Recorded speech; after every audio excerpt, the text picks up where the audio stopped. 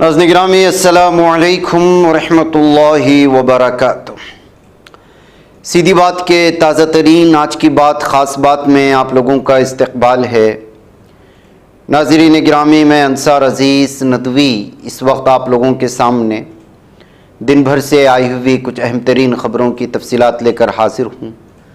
تفصیلات میں جانے سے پہلے آپ لوگوں سے جو درخواست ہوتی ہے اس پر بھی توجہ کریں۔ دونوں پرائم ٹائم شائع ہو چکے ہیں جس میں اہم ترین خبروں پر تبصرہ ہوا ہے۔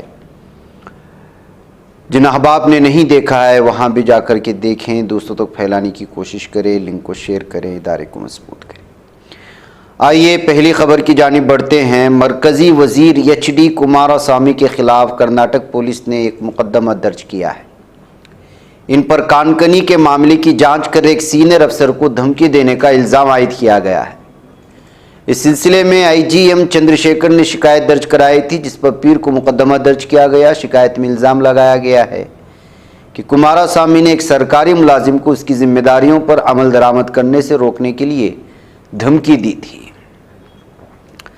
جموں کشمیر میں حالیہ دنوں میں دہشت گردانہ واقعات میں اضافہ دیکھنے کو ملا ہے۔ اس کو لے کر لیفٹیننٹ گورنر منوج سنہا نے سخت قدم اٹھانے کا اعلان کیا۔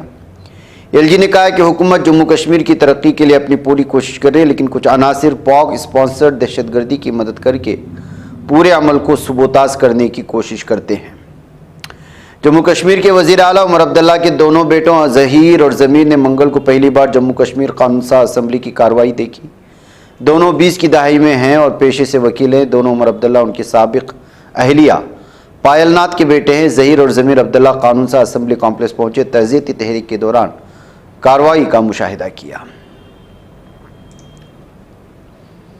پارلیمنٹ کے سرمائی اجلاس کا اعلان کر دیا گیا ہے۔ مرکزی وزیر کرن رجیجو نے اس کے متعلق جانکاری دی، social media platform X پر دی ہے۔ مرکزی وزیر نے کہا کہ پارلیمنٹ کا سرمائی اجلاس 25 نومبر سے شروع ہوگا جو 20 دسمبر تک جاری رہے گا۔ اجلاس کے دوران کئی اہم بلوں پر بحث کی جائے گی۔ Andhra Pradesh capital region development authority نے پیر کو ریاست کے ترقیاتی منصوبوں سے متعلق اہم فیصلے کیے ہیں، جن میں رنگ روڈ کی تعمیر اور آبی ذخائر کے نظام کے استعمال پر توجہ دی گئی ہے۔ وزیر اعلیٰ چندرا بابو نائیڈو نے اس اجلاس کی صدارت کی، جس میں ریاست میں سیلاب کے مسائل سے نمٹنے کے لیے نیدرلینڈ کے نظام گریویٹی کینال سسٹم کو اپنانے کا فیصلہ کیا گیا ہے۔ نیشنلسٹ کانگریس پارٹی شرد چندر پوار کے سپریم لیڈر شرد پوار نے اشارہ دیا ہے کہ وہ اب انتخابی سیاست سے کنارہ اختیار کریں گے۔ انہوں نے اشارہ عوام سے خطاب کے دوران یہ کہتے ہوئے دیا کہ کہیں تو رکنا پڑے گا۔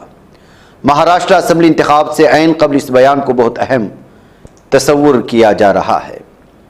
یوگی حکومت نے ضمنی انتخابات سے قبل ایک بڑا فیصلہ کیا ہے، جس کے تحت اب اتر پردیش کا ڈی جی پی کون ہوگا اس کا فیصلہ مرکز نے خود یو پی حکومت کرے گی۔ پیر کو ہوئی کابینہ کی میٹنگ میں اس تجویز پر مہر لگ گئی، جس میں یو پی ایس سی کو پینل نہیں بھیجنے کی بات کہی گئی۔ اس سلسلے میں سابق وزیر اعلیٰ اکھلیش یادو کا بھی رد عمل سامنے آیا۔ انہوں نے اس معاملے کو دہلی بمقابلہ لکھنؤ قرار دیا ہے۔ سابقہ ٹویٹر اور فیس بک پر ایکشن لینے کے بعد اب مرکزی حکومت نے وکیپیڈیا کو نوٹس بھیجا۔ حکومت نے وکیپیڈیا کو خط بھیجا ہے، جس میں سے کچھ شکایت پر جواب طلب کیا ہے۔ وکیپیڈیا پر الزام ہے کہ متعصب و غلط معلومات فراہم کر رہا ہے۔ پلیٹ فارم سے سوال بھی کیا گیا ہے کہ اسے سالس کے بجائے پبلشر کیوں تصور نہیں کیا جانا چاہیے۔ جھارکھنڈ میں منعقد ہونے والی ایک انتخابی ریلی کے دوران مرکزی وزیر داخلہ امت شاہ نے اعلان کیا کہ اگر ریاست میں بی جے پی کی حکومت آتی ہے تو سخت قوانین بنا کر بنگلہ دیشی دراندازوں کو جھارکھنڈ میں داخل ہونے سے روکیں گے اور آدیواسی زمینوں کو غیر قانونی قبضے سے محفوظ رکھیں گے۔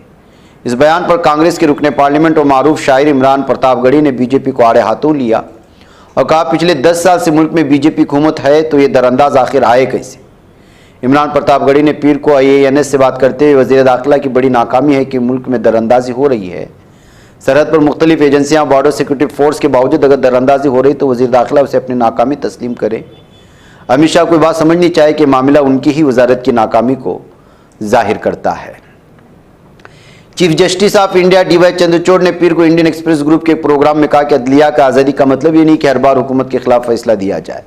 انہوں نے نشاندہی کی کہ بعض پریشر گروپس میڈیا کے ذریعے عدالتوں پر دباؤ ڈالنے کی کوشش کرتے ہیں تاکہ ان کے حق میں فیصلے کیے جائیں۔ مہاراشٹر میں بی جے پی کی قیادت والی بدعنوان مہایوتی حکومت کے دور میں ریاست کے بڑے بڑے پروجیکٹ گجرات کے ٹھیکیداروں کو دیے گئے، جن میں ٹاٹا ایئر بس، ویدانتا، فاکس کان، diamond industry, bulk drugs park جیسے کئی بڑے پروجیکٹ شامل ہیں۔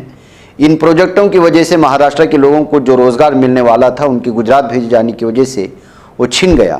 ریاست کی مہایوتی حکومت پر شدید حملہ کانگریس کے رکن پارلیمنٹ ڈاکٹر سید ناصر حسین نے کیا ہے۔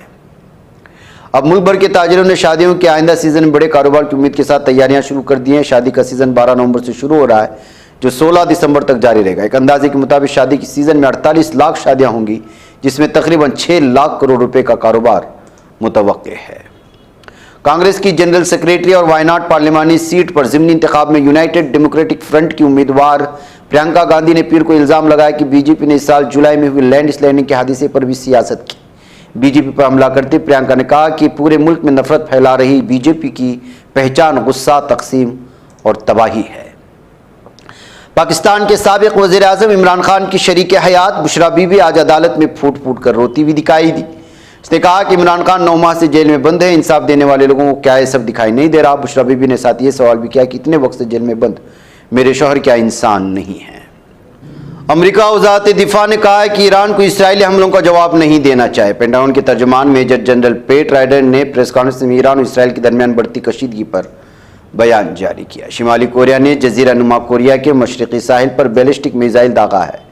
یونہاپ کی خبر کے مطابق جنوبی کوریا کی جوائنٹ چیف آف اسٹاف نے شمالی کوریا کی میزائل داغنے کے بارے میں تحریری بیان جاری کیا ہے۔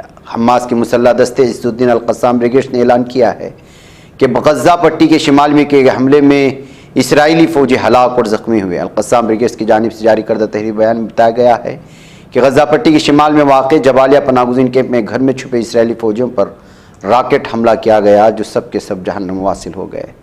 بتایا گیا ہے کہ اسرائیل نے شام کی دارالحکومت دمشق پر فضائی حملہ کیا ہے۔ شامی حکومت کی خبر رساں ایجنسی سانا کے مطابق کل مقامی وقت کے مطابق شام 6:05 پر دمشق کے جنوب میں کئی مقامات کو فضائی حملوں کا نشانہ بنایا گیا۔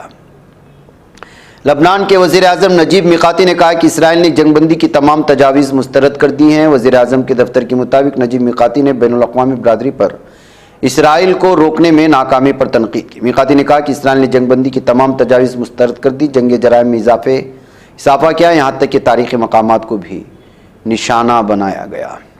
فرانس میں 7 خاندانوں نے بچوں کو نقصان دہ مواد سے متاثر کرنے کے الزام میں چینی سوشل میڈیا پلیٹ فارم ٹک ٹاک پر مقدمہ عائد کروا دیا ہے۔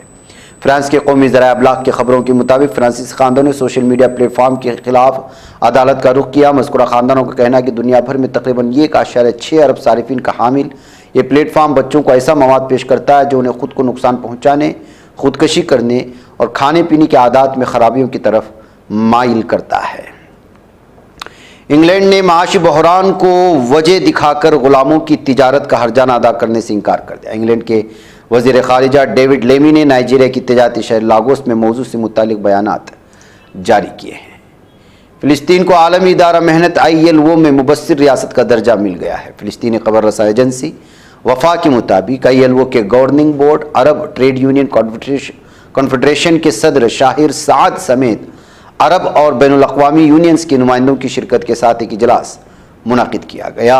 اجلاس میں فلسطین کی تنظیم میں حیثیت کو قومی آزادی تحریک سے مبصر ریاست میں تبدیل کرنے کا فیصلہ منظور کیا گیا ہے۔ ناظرین گرامی، آج کی بات خاص بات میں اتنا ہے، انشاءاللہ پھر آپ لوگوں سے ملاقات ہوگی۔ السلام علیکم ورحمۃ اللہ وبرکاتہ۔